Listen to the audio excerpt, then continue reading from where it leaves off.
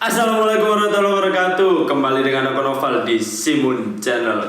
Ya, kali ini saya berbeda dari podcast-podcast sebelumnya karena podcast kali ini akan ada tema dan ada bintang tamu yang insya Allah terhormat sekali di sini. Kali ini kita kedatangan seorang teman saya dari jurusan Prodi Pendidikan Bahasa Arab dari Unisma, yaitu Mas Soniful Hadi. Silakan boleh memperkenalkan diri, sampean siapa gitu. Ya, perkenalkan sebelumnya nama saya Muhammad Soniful Hadi dari program studi Pendidikan Bahasa Arab, tepatnya angkatan 2021 ya, sama-sama Bang Mas. Kita sama baru masuk ke jenjang perkuliahan ya. Baru. Jadi untuk podcast kali ini kita akan membahas tentang tema yaitu aktivitas interaktif revolusi mental di Kaula Muda, Mas Sonif. Ya, kita akan berbagi cerita tentang cerita inspiratif menjalani aktivitas di rumah saja. Karena kita kan masih dalam kondisi pandemi, ngoten nggih. Masih daring. Nah, gimana sih Mas Sonif kegiatannya di rumah ini? Alhamdulillah saya tinggal di pondok pesantren. Di pondok pesantren. Ya, oh boleh. Bisa diceritakan mungkin dari kegiatan bangun tidurnya sampai tidur lagi gitu. Ngapain aja di pondok gitu? Jadi selain kuliah di Unisma ya, saya juga mondok di salah satu pondok pesantren yakni PPS Nurul Huda Pajaran ya.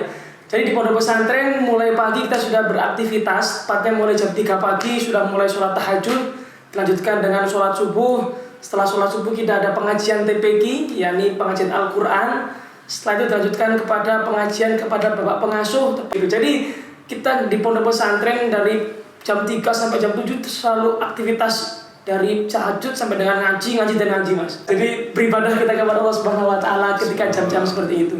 Selesai kepada bapak pengasuh jam 7:30 baru kita melaksanakan aktivitas seperti biasanya, seperti kalau saya sendiri kan sudah kuliah ya, jadi bisa langsung daring Zoom ya, seperti Zoom. Itu jadi kegiatannya di pondok pesantren kalau siang kita juga beraktivitas selayaknya teman-teman yang lain sekolah seperti itu Mas Noman. Baru nanti ketika sudah masuk jam al-zuhur seperti biasanya kita sholat menginjak ke asar. Setelah asar di pondok pesantren ada pengajian jam diniyah, jadi kita mulai ngaji lagi Mas.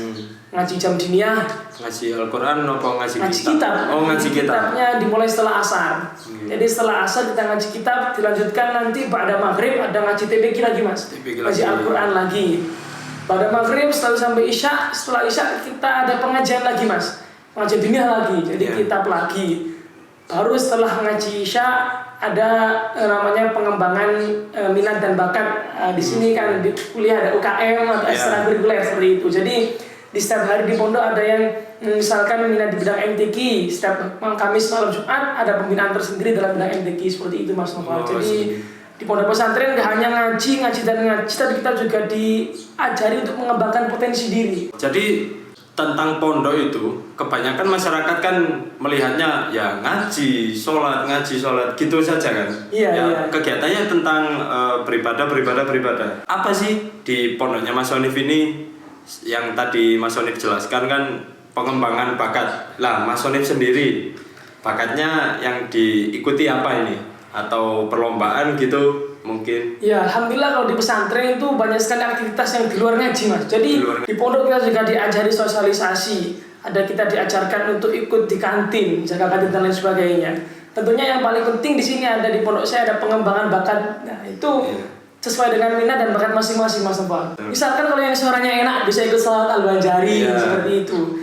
Kalau saya pribadi sih lebih ke arah public speaking seperti ada kalau di perkuliahan ada namanya itu khitobah bahasa Arab kalau di jurusan kita. Terus ada lagi musabaqah syarhil Quran dan juga dai dan lain sebagainya. Intinya yang berpotensi kepada public speaking seperti itu Mas Noval. Mungkin bisa sharing ke teman-teman gini Mas Sonif pernah mengikuti lomba apa saja atau pernah menjuarai apa saja? Ya Alhamdulillah meskipun pandemi Mas ya. Tapi lomba-lomba itu tidak pandemi juga. Jadi meskipun pandemi tetap banyak event-event bergengsi tingkat nasional ya. Alhamdulillah meskipun pandemi saya dan juga teman-teman juga masih semangat menjalankan aktivitas lomba-lomba di sisi kuliah yang sangat padat. Alhamdulillah kalau masalah prestasi Ini di pandemi selama saya di Unisma, alhamdulillah pertama kali lomba itu saya dapat juara 1. Itu musabaqah dai ya. Subhanallah. Tausiah lah ya. Tausiah. Tengku di Muhammadiyah Yogyakarta. Yogyakarta. Yang kedua itu musabaqah Syarhil Quran di PBA UIN Bandung, Mas. UIN UIN Bandung. Bandung. Terus dilanjutkan kemarin alhamdulillah juga di kampus tetangga kita, Mas. Di Universitas Brawijaya. Brawijaya. Alhamdulillah juara 3 Syarhil Quran juga. Alhamdulillah. Itu semua public speaking. Public speaking, misal Syarhil Quran, jai dan lain sebagainya. Terus juga di IAIN Cirebon, Mas. Kemarin mewakili PBA Unisma, alhamdulillah juara 2 ketobah bahasa Arab. Alhamdulillah. Terus kemarin baru saja kita berangkat ke Probolinggo di Universitas Nurul Jadid Python, alhamdulillah juga mendapatkan juara 3 Syarhil Quran. Dan pada saat itu kita juga dapat berita baik, Mas. Pada saat siang-siang kita buka HP ternyata alhamdulillah dapat kado dari UIN Wali Songo, Mas, juara 1 kita bahasa Arab. Alhamdulillah. Itu terakhir di masa pandemi Terakhir lomba. terakhirnya yang diikuti selama ini, Mas. Alhamdulillah.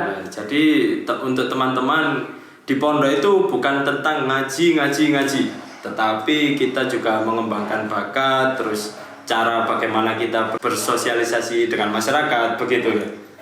Nah, dengan kondisi pandemi seperti ini, jangan pernah terhalangi oleh pandemi untuk berkreativitas. Mungkin Mas Sonik punya pesan-pesan kepada teman-teman yang di rumah, mungkin kayak minder gitu atau enggak, takut lah, aduh corona ini, jadi males mau ngapa-ngapain gitu. Ya, jadi menurut saya sendiri hilangkan insecure ya.